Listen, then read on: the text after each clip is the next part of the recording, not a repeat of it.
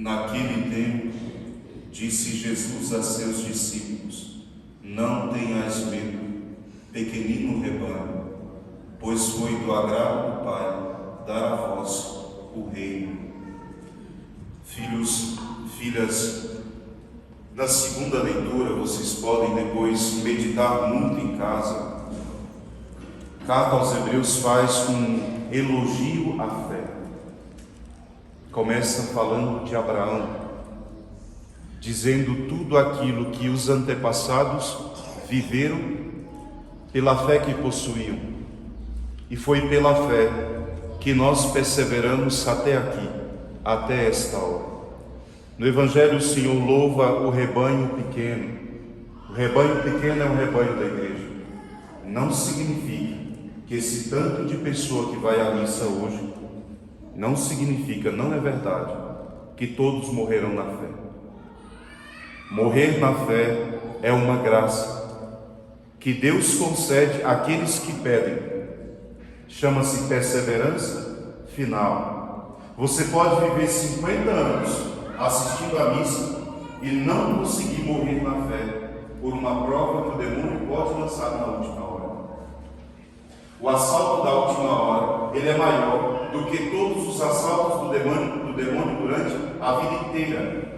Os assaltos da última hora podem ser para um velho, uma velha, um idoso, a causa da sua perdição. Quando perguntaram a nosso Senhor sobre a salvação, ele disse: ao homem isso é impossível, só a Deus tudo é possível. Portanto, da nossa parte, o Senhor disse: ora e vigia, porque nós não sabemos o dia, não sabemos a hora em que nosso Senhor virá, e pode ser agora, pode ser daqui a 10 anos, ou pode ser na hora da agonia mortal. Para muitos, a morte chega nos primeiríssimos meses de vida. Para outros velhos, a morte chega aos 100 anos. A coerência da fé é a maior prova da vida. Morrer em Deus e viver em Deus, caminhar em Deus, seguir os caminhos de Deus, não desistir, não voltar atrás, mesmo quando tudo à minha volta parece que vai ficando enfraquecido. Digo aos mais velhinhos, amados velhinhos, vocês já viram pessoas caminharem na fé e desistirem da fé ao longo da sua vida? Vocês já viram pessoas que vocês conheceram na igreja hoje beberem da ceia protestante? Vocês já conheceram pessoas que rezavam o terço e hoje não rezam uma Ave Maria? Vocês conheceram pessoas que iam à missa todo domingo e que hoje só quer saber de farra e não quer mais saber de Deus. Às vezes até um filho de vocês levaram à igreja, deram o batismo, ensinaram o catecismo, levaram a comunhão e hoje não quer mais ir à missa. Quantos de vocês já experimentaram pessoas que começaram a caminhar em Deus e parecia que era uma pessoa de muita fé, mas começaram a vir as provas e essa pessoa foi enfraquecendo e de repente você tem que ir lá e dizer: amiga, vamos para a igreja. Ah, mas hoje eu acho que não, Deus não está me escutando. Eu rezo tanto, mas é difícil, parece que as coisas não vão bem, parece que está tudo muito difícil. Ah, eu perdi o trabalho, rezo a Deus, ele não me dá o trabalho. E a pessoa começa a desanimar, e você pensa: meu Deus, se morrer desse jeito, vai para o inferno. E é verdade. Quem morre longe da fé, vai para onde? Se no céu só entram aqueles que perseveraram na fé até o fim. A palavra diz: não fiqueis com medo, pequenino rebanho, porque Deus quis dar a pátria, mas a um pequenino rebanho. Porque aqueles que perseveram na fé, de verdade, não são muitos. Uma mãe e um pai rezam para que os seus filhos morram na fé. E se uma mãe e um pai chegam à velhice e veem os seus filhos longe da fé, eles se angustiam muito se eles têm fé. Que tem fé e velho, que quer saber de farra e de festinha, e nem na missa do domingo quer ir. E eu não sei o que está esperando. Está esperando o anjo da morte vir com o cutelo dele e te levar para o inferno? Velho tem que ir para a igreja. Não é assim? Qual é o problema do jovem? Quando eu ficar velho eu vou para a missa. Quem disse que você vai ficar velho? Quem disse que a morte não pode chegar tragicamente amanhã, ou numa doença que você descobre num mês e morre no outro? Eu já acompanhei uma adolescente de 11 anos que morreu de um câncer fulminante. Nós não somos donos da vida. Por isso, um pai e uma mãe que já são idosos, quando eles veem os filhos tão longe de Deus, eles se angustiam e dizem: Senhor, traz de volta.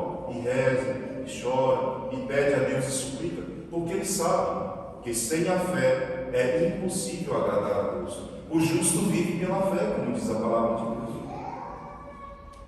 E nada do que nós fizéssemos nesse mundo valeria a pena se nós não tivéssemos, como diz o Evangelho de hoje, o tesouro maior, aquele que não morre, que ladrão nenhum rouba, aquele que a traça não corrói, que não fica velho, que é o tesouro do céu, e que são conquistados esses tesouros só por aqueles que perseveraram até a última hora. São Paulo diz: eu combati o bom combate da fé, guardei, lutou, guardei a fé.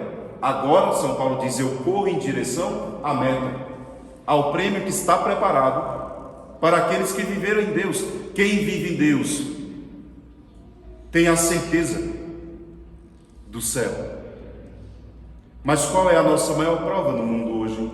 É que nós olhamos para uma multidão de pessoas que sequer pensam em Deus, ou muito menos em ir a uma missa, em confessar os seus pecados, em rezar um Pai Nosso, uma Ave Maria, mesmo que seja na hora de dormir. Quando vocês andam ali no sol nascente, na parte de baixo, nossa comunidade que eu acompanho, a Fraternidade Misericórdia Materna, comprou uma chácara lá no setor de chácaras do sol nascente, lá embaixo. Então a gente atravessa o sol nascente para chegar lá na casa de missão. E quando eu ando ali, eu olho aquela multidão de gente caminhando na rua, aquela multidão de casa, aquela multidão de criança, e a primeira pergunta que vem no meu coração, eu sempre pergunto para os consagrados: onde esse povo vai à missa? Porque não tem igreja lá, não tem igreja católica lá, tem uma capela, a de São Benedito, que eu acho que cabe umas 300 pessoas, 400 no máximo. Tem uma missa no domingo, talvez duas, que coubesse 600 pessoas.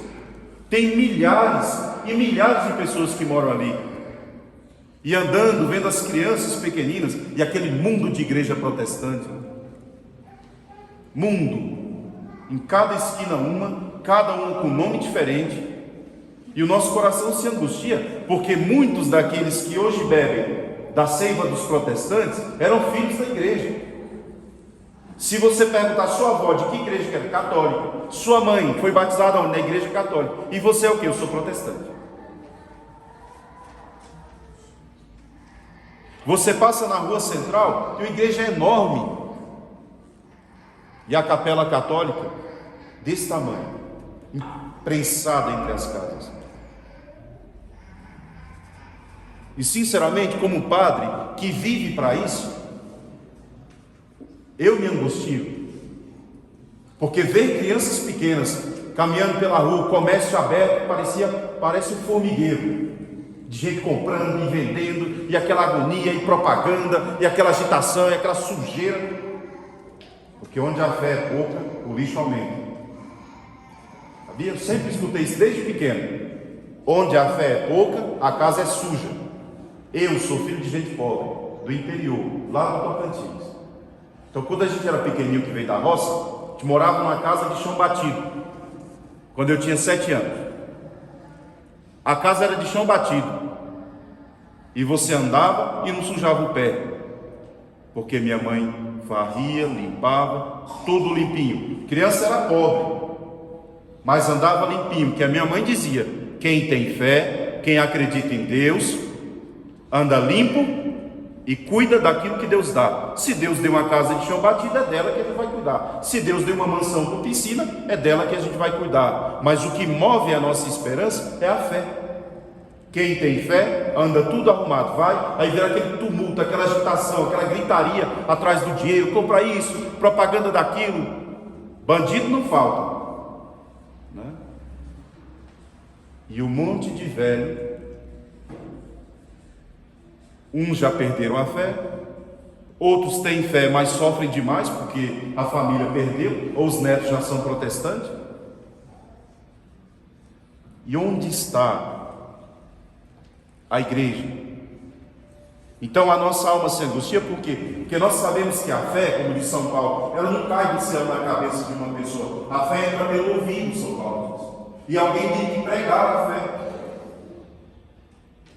A fé só entra em nós quando nós escutamos a palavra de Deus. Por isso nós vamos à missa todo domingo, para escutar o sermão da missa. E no sermão da missa Deus falar qual é a vontade dele para mim, Deus instruir o meu coração, Deus animar a minha fé, ou Deus corrigir os meus erros. É no sermão da missa que Deus fala. Quando a gente vai à missa, a primeira coisa que a gente recebe é a graça de escutar tudo que o padre diz. E muitas vezes Deus fala com você, até nas palavras que o padre não disse.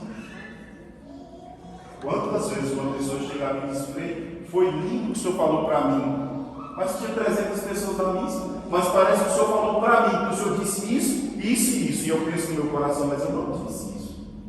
Você escutou isso de Deus. Deus precisava falar com o seu coração, e ele fala aqui, porque a fé entra pelo ouvido. Lembra como foi com Abraão, o primeiro, chamado pai da fé? Como foi que Deus se manifestou para Abraão? Abraão ouviu uma voz que dizia para ele: sai da sua terra, e eu vou te dar uma nova terra, um lugar que corre leite e mel. Você terá uma posteridade maior do que as estrelas do céu, incontável como a areia da praia. Abraão era um velho, a esposa dele era uma velha, eles eram estéreis, não tinha nada, não tinha ninguém. Como queria sair da terra dele para um outro lugar? Abraão acreditou naquela voz que ele ouviu. A fé vem pela pregação. Exorta. No tempo da história, onde o mundo está em crise e não adianta mais o seu bom exemplo, os meus amados idosos, vocês não dão um testemunho de boa fé lá em casa? Vocês não rezam o seu texto? Vocês não vão à missa todo domingo? Vocês não falam de Deus com os seus filhos? E por que seus netos são protestantes? Você fala: Frei, eu dou um bom exemplo. Mas parece que não basta mais o bom exemplo. Você fala: está vendo o seu pai? Ele é católico, está na fé, persevera, dá um bom exemplo, é honesto, é fiel à esposa.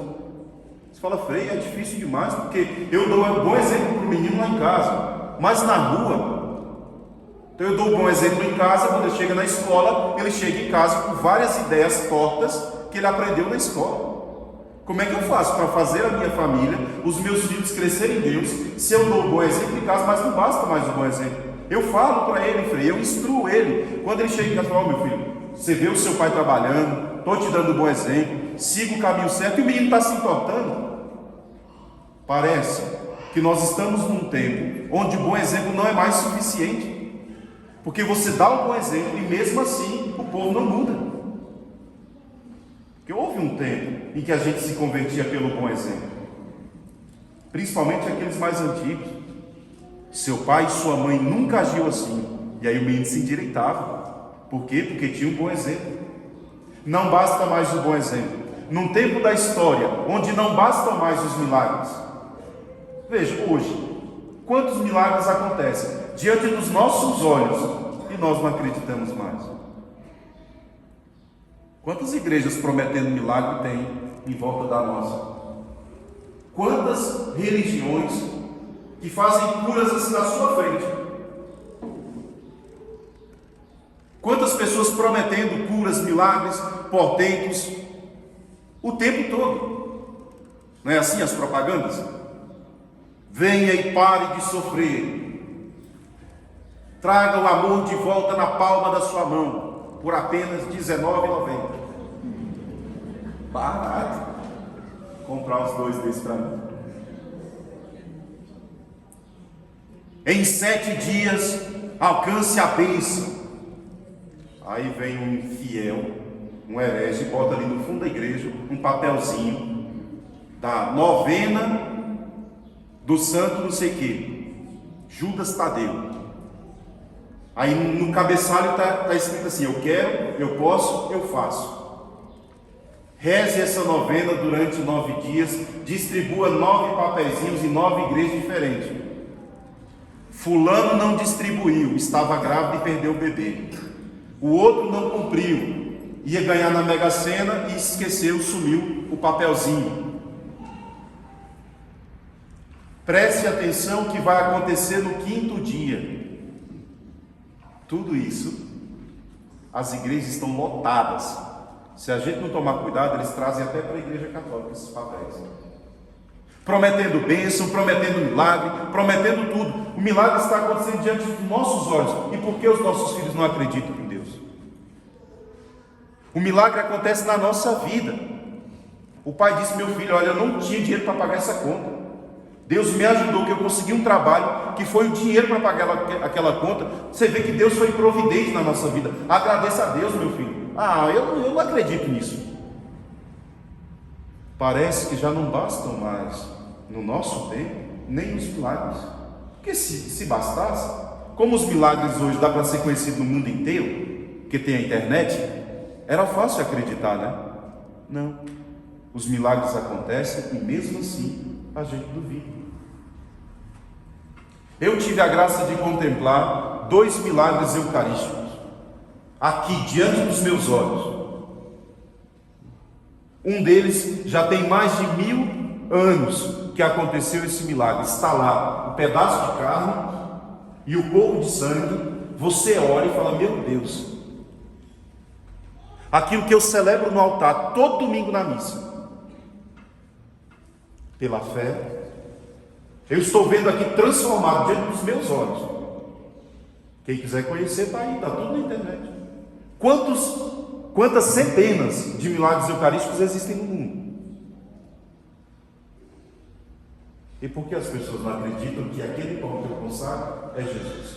Se Jesus já mostrou tantas vezes. Agora há pouco mesmo, há pouquíssimo tempo, na Argentina, aconteceu um milagre eucarístico igual o milagre de Lanciano. E o povo não acredita.